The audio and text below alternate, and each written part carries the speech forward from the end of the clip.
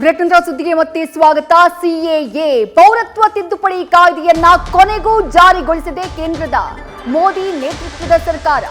ಧಾರ್ಮಿಕ ಅಲ್ಪಸಂಖ್ಯಾತರಿಗೆ ಭಾರತದ ಪೌರತ್ವ ನೀಡುವುದನ್ನ ಸದ್ಯ ಅಧಿಕೃತವಾಗಿ ಅಧಿಸೂಚನೆ ಹೊರಡಿಸುವ ಮೂಲಕ ಜಾರಿಗೊಳಿಸಿದೆ ಕೇಂದ್ರ ಸರ್ಕಾರ.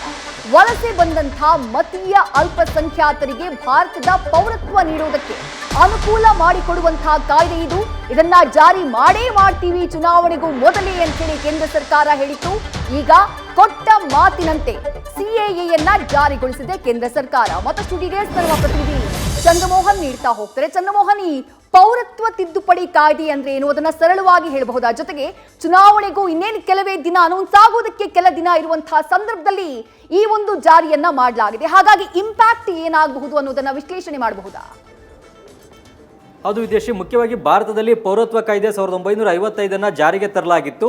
ಈ ಕಾಯ್ದೆಗೆ 2019 ಡಿಸೆಂಬರ್ನಲ್ಲಿ ಕೇಂದ್ರ ಸರ್ಕಾರ ತಿದ್ದುಪಡಿಯನ್ನು ತಂದು ಸಂಸತ್ನ ಉಭಯ ಸದನಗಳಲ್ಲೂ ಕೂಡ ಮಸೂದೆಯನ್ನು ಮಂಡಿಸಿತ್ತು. ಈ ಮಸೂದೆಯನ್ನು ಸಂಸತ್ನ ಉಭಯ ಸದನಗಳಲ್ಲೂ ಕೂಡ ಅಂಗೀಕರಿಸಲಾಗಿತ್ತು. ಅದಾದ ಬಳಿಕ ರಾಷ್ಟ್ರಪತಿಗಳು ಕೂಡ ಅಂಕಿತ ಹಾಕಿದ ಬಳಿಕ ಇದು ಅಧಿಕೃತವಾಗಿ ಜಾರಿಗೆ ಬಂದಿರಲಿಲ್ಲ. ಏಕೆಂದರೆ ಈ ಕಾಯ್ದೆ ಜಾರಿಗೆ ನಿಯಮಗಳನ್ನು ರೂಪಿಸಿ ಅಧಿಸೂಚನೆಯನ್ನು ಹೊರಡಿಸುವಂಥದ್ದು ಮಾತ್ರ ಬಾಕಿ ಇತ್ತು.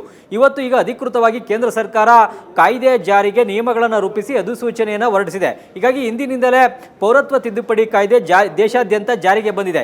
ಈ ಕಾಯ್ದೆಯಲ್ಲಿರ್ತಕ್ಕಂಥ ಮುಖ್ಯವಾದಂಥ ಅಂಶಗಳೇನಂತ ಅಂದರೆ, ಭಾರತದ ನೆರೆಹೊರೆಯಲ್ಲಿರುವಂತಹ ಪಾಕಿಸ್ತಾನ, ಬಾಂಗ್ಲಾದೇಶ ಮತ್ತು ಅಫ್ಘಾನಿಸ್ತಾನ ದೇಶಗಳಲ್ಲಿ ಧಾರ್ಮಿಕ ಅಲ್ಪಸಂಖ್ಯಾತರಾಗಿರುವಂತಹ 6 ಸಮುದಾಯಗಳ ಜನ 2014ಕ್ಕಿಂತ ಮುಂಚಿತವಾಗಿ ಭಾರತಕ್ಕೆ ವಲಸೆ ಬಂದಿದ್ದಾರೆ. ಈ 3 ದೇಶಗಳಲ್ಲೂ ಕೂಡ ಧರ್ಮದ ಕಾರಣಕ್ಕಾಗಿ ಅವರಿಗೆ ಕಿರುಕುಳವನ್ನು ನೀಡಲಾಗಿತ್ತು, ಹಿಂಸೆಯನ್ನು ನೀಡಲಾಗಿತ್ತು. ಈ ಕಾರಣಕ್ಕಾಗಿ ಅವರು ಆ ದೇಶಗಳನ್ನು ಬಿಟ್ಟು ಭಾರತಕ್ಕೆ ಆಶ್ರಯವನ್ನು ಬಯಸಿ ಬಂದಿದ್ದಾರೆ. ಇಲ್ಲಿ ನಿರಾಶ್ರಿತರಾಗಿದ್ದರು.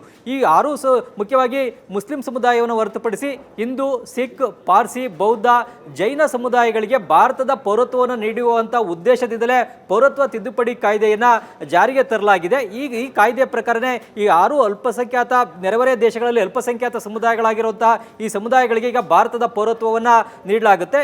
ಇವತ್ತಿನಿಂದಲೇ ಈ ಕಾಯ್ದೆ ದೇಶಾದ್ಯಂತ ಜಾರಿಯಾಗಿದೆ. ಮುಖ್ಯವಾಗಿ ಆನ್ಲೈನ್ ಪೋರ್ಟಲ್ ಅನ್ನು ಸಿದ್ಧಪಡಿಸಲಾಗಿದೆ. ಈ ಆನ್ಲೈನ್ ಪೋರ್ಟಲ್ನಲ್ಲಿ ತಮ್ಮ ದಾಖಲೆಗಳನ್ನು, ವಿವರಗಳನ್ನು ಅಪ್ಲೋಡ್ ಮಾಡೋ ಮೂಲಕ ಈ ಧಾರ್ಮಿಕ ಅಲ್ಪಸಂಖ್ಯಾತರು ಭಾರತದ ಪೌರತ್ವವನ್ನು ಪಡೆಯಬಹುದಾಗಿದೆ. ವಿದೇಶಿ ಥ್ಯಾಂಕ್ ಯು ಚಂದ್ರಮೋಹನ್ ತಮ್ಮೆಲ್ಲ ಡೀಟೇಲ್ಸ್ಗೆ. ನ್ಯೂಸ್ ಫಸ್ಟ್ ನಿರ್ಭೀತಿಯಿಂದ ನಿಮ್ಮ ಪರವಾಗಿ.